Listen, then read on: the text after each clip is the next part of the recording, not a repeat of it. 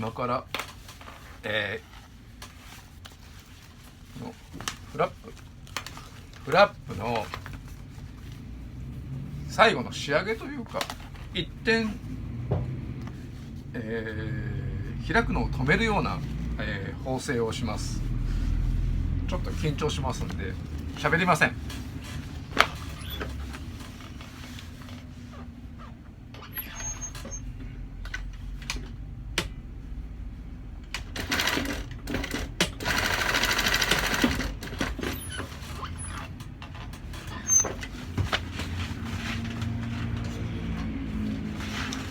あんまりミスができない、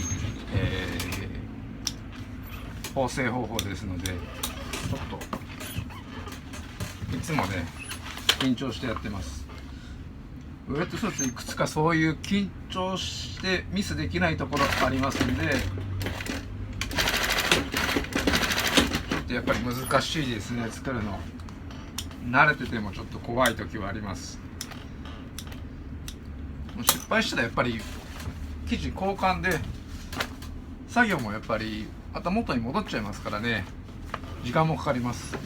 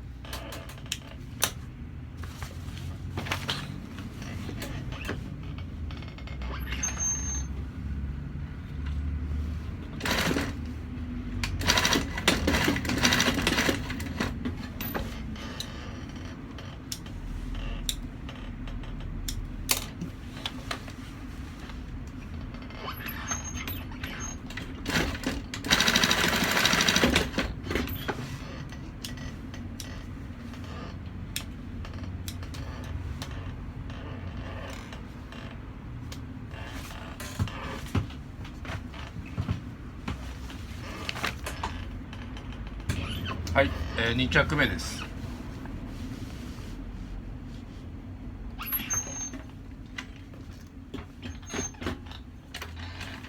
糸がねよれちゃいました。